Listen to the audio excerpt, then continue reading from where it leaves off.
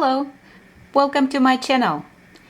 In this video I will show you a Streptocarpus called Dale's Polar Canary. This variety was hybridized by Dale Martens. She is the author of Dale's Streptocarpus varieties. I received this plant as a baby in a raffle from my local African Violet Club last year in 2019. It was very little then, just a baby, and it took some time to grow, and now it just started its first blooming cycle. I am so excited to share it with you today. Dale's Polar Canary is a relatively new hybrid. It was registered with the Canary Society in 2017 under the registration number IR 171362. I will include a link to the Canary Society page with its official description under this video. This particular hybrid, Dale's Polar Canary, is also known as the first bicolor compact-sized Streptocarpus with variegated foliage. Right now it measures about 16 inches across, and the longest leaf is about 8 inches long, and it's this one. I love the variegation color on this plant. It's chartreuse, yellow and green, and it creates a sun-kissed effect on the leaves. Very beautiful. It's a very happy looking Streptocarpus.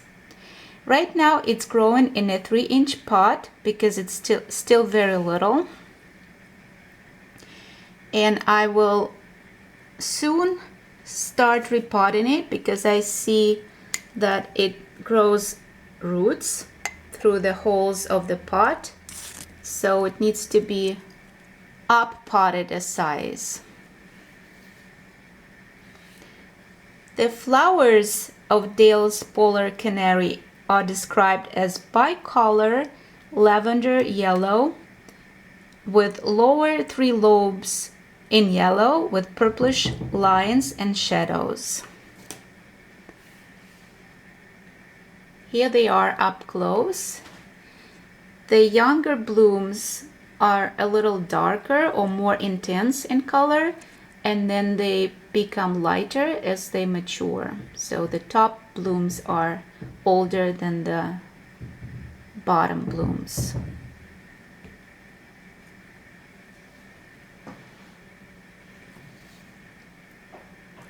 The shape of the blooms is very pretty.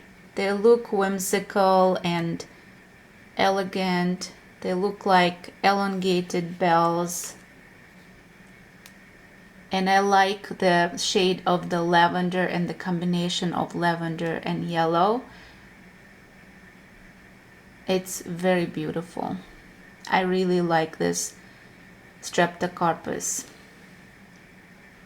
The bloom stalks are very tall, and we can see that each bloom stalk carries 2 blooms, fully developed blooms, and there's also a little bloom here.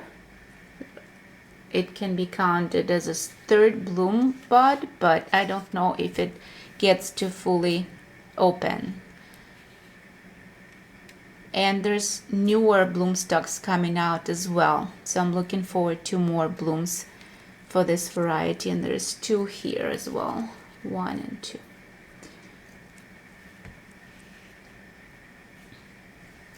It grows under a combination of natural light on the east-facing window and also some LED light. The temperature in the growing environment ranges from 65 to 79 degrees Fahrenheit. Right now we are at 72 degrees Fahrenheit and 56% humidity. I know from growing Streptocarpus plants before that some of them are sensitive to LED lights and direct sunlight, so those of you who would like to try growing them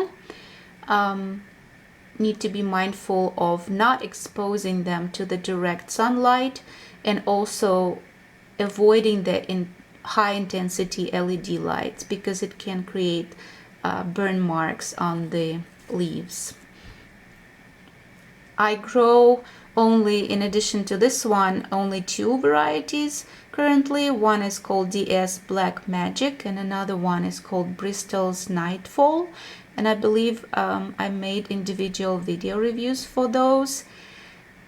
My very first variety was also Dale's Streptocarpus, called Polar Lava. It was very beautiful. It was bright raspberry red in color, and it was also variegated foliage, very pretty. I loved it so much. And then my AC broke last year, so it went to Streptocarpus heaven because it couldn't handle the triple digits heat in the summer here in Southern California. I miss it a lot, and I might get another Dale's Polar Lava for my collection, because I love Dale's Streptocarpus, especially the variegated ones.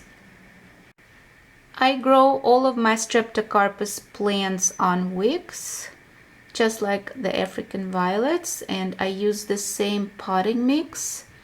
And it's the potting mix that I recently made a video of with the 2 main components, Promix and Perlite. So if you'd like to see the potting mix that I use, check out that video.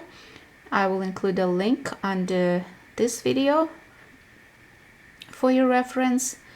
As far as the fertilizing and wick watering, it's the same care as for my African violet plants as well. So it's regular tap water here that I let stand for 48 hours to come to room temperature and to release chlorine, in case my local water has chlorine in it, which I'm not sure whether it's chlorine or chloramine, but just in case I let it stand. And I add to a gallon of water 1/4 teaspoon of Dyna-Gro liquid plant food fertilizer at the 7:95 ratio of nitrogen, phosphorus and potassium. So here it is again, Dale's Polar Canary by Dale Martens. I hope you like this variety just like I do. Thank you all so very much for watching, and be well. If you'd like to stay tuned for my future videos and you haven't subscribed yet, please subscribe, and I will see you again on the next episode of my African violet and Streptocarpus adventures.